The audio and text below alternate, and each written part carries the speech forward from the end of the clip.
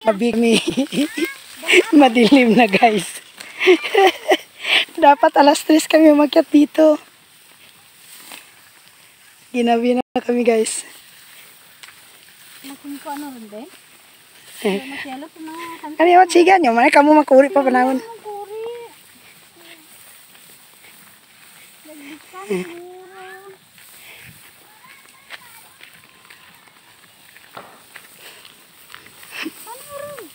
Sigam! Dito pa na ito tayo. Sa murta na nga dyan pagkakuan naging ka dyan. Vertical liklamador pro. Pura dyan tayo. Dyan na, pati timukra. Tinago da. Ano rin?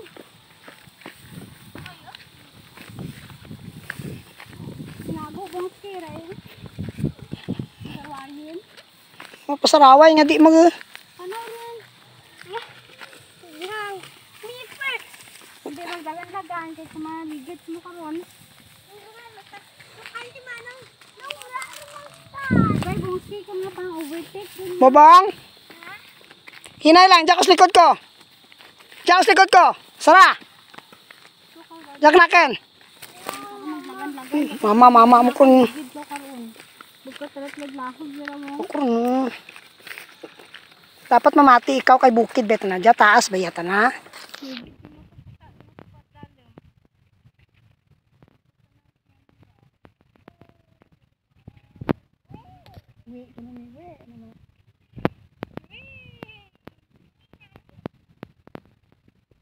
Ubus pan ko ba?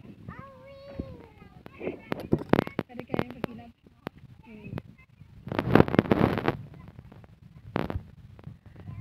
So sobrang ganda guys ng lugar. Ayaw kong merong mamiss na pagkakataon saka view. Ayun. Naubos na yung storage ko. Napuno yung storage ko. Pababa na rin kami guys. Pababa na uwi na din kami. So mas mabuti na na magabi kami sa daan. Kasi lima kami sa motor. Mabuti yung walang bantay sa daan. Kaya nag-enjoy kami pati yung mga bata. Wala kaming dalang snacks. Siguro pag may dala kami mga snacks, siguradong matatagalan pa kami. Kaya guys, gusto ko magkuhan dito eh. Gusto kong kami dito, mag-camping kami dito. Isasama pa yung mga ko, yung mga kapatid for the boys. Kaso yung isa kong kapatid, nasa Maynila. Dala niya yung pamilya niya doon. So yung dalawang kapatid ko yung andito. Gusto ko sana silang yayain na umakyat dito, tapos dito rin yung pagabi. Dadalhan ko sila ng inumin. Tapos paminsan inakyat dito ng kapatid ko guys, siya lang mag-isa. Kasi nalaman niya na yung mga yung mga pamangkin aakyat. So ayun, umakyat siya mag-isa. Tapos lasing pa siya guys. Umakyat siya dito, tapos natulog siya sa yung parang foxhole. Inumaga siya dito sa taas ng Mount Itangitang. Naganja ba si Junjun ga? Nahirapan silang hanapin yung kapatid ko. Tapos umuwi siya nung umaga na siyang nakauwi dahil dito siya natulog. Buti na lang at mahimbing yung pagkatulog niya kasi doon sa tuktok, yung sa gilid noon ay talagang mataas na bangin na. Eh kung magkakamali siya, talagang mahuhulog siya sa bangin. Buti lang at mahimbing yung pagtulog niya. At saka nagising siya maaga na. Ayun. Wala din naman masamang nangyari. Kulit kasi ng kwan kong yun. Yung nung kapatid kong yun, yung bunso namin, kulit talaga yun. Lalo na pag makainom, lalo na paglasing, sobrang kulit. Ayun, tamang-tama yung sinabi ni Yang na gabihin talaga kami. Abutin kami ng dilim dito. Oh, talaga naman. Hindi kami gindi. Salot mo na pa si Mrs. pa, sabi niya, salot mo ng sunset. Salot mo ng sunset guys. Yan. Okay, so hanggang dito na lang tayo para tuloy-tuloy na lang yung natin, yung pagbaba natin. Kwento na lang tayo mamaya pagdating ko doon sa bahay. Kwento ko na sa inyo mga pangyayari. Okay. Bye-bye. God bless you. Hanggang sa muli.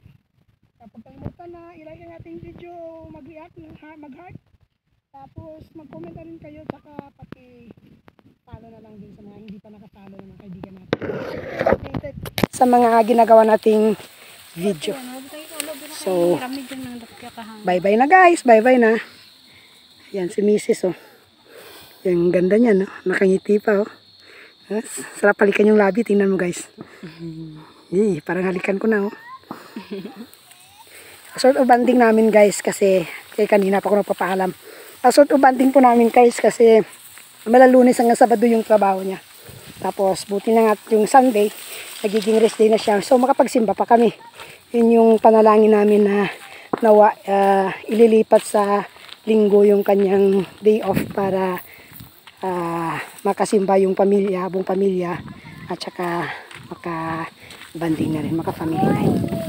So, ayun, dininig naman ng Panginoon at saka binigay sa kanya yung kanyang hiling. And then, ito, na kanina nakasimba kami, buong pamilya kami nakapagsimba.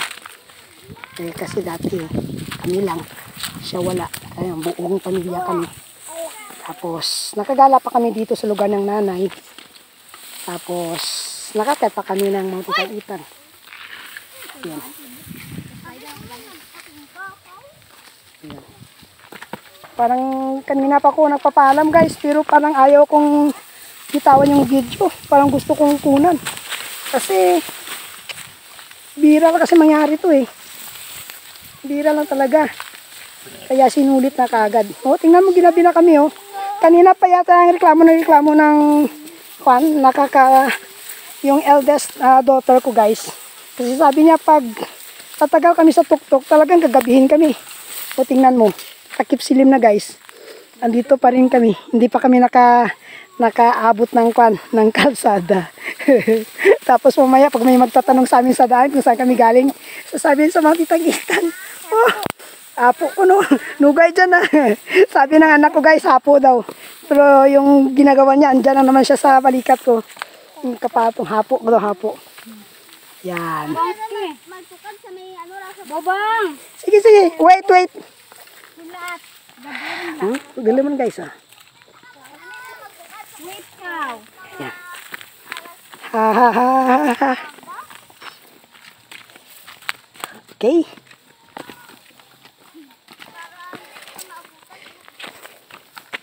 So, para sa akin guys, bali malaking bagay po ito. Dahil siguro maging kasama ko din yung anak kong babae, na eldest daughter. Kasi this coming January 2025, mag-year start kami ng hiking. And then waterfalls chasing na din. Ha? Mag-waterfalls chasing na din kami dun sa Tuno, Tibiao, Antique. Medyo malayo. 4 to 8 hours na hiking. Ayun guys, sa tuktok ng bundok yun.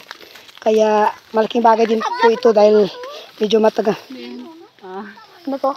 Sablab na. Nagsablab ng sulo guys kasi sablab ko.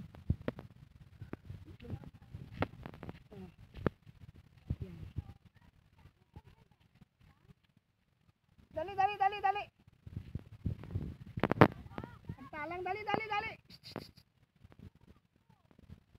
Dito ko sa mga bata daw kayo na. Nauna yung anak ko. Mali yung dinaanan na sa crossroad. Mali yung nadaanan. Dito yung daan sa babae. Dito kami.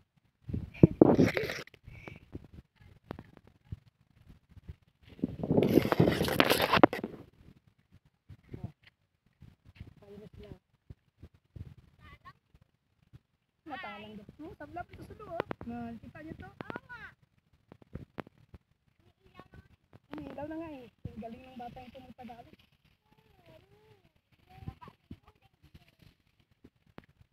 Pero ikaw, taas sa English, naba sa Filipino. Nga Filipino ka. Supposedly, mas mataas yung Filipino ko pa sa English kasi Filipino ka eh. Ayun.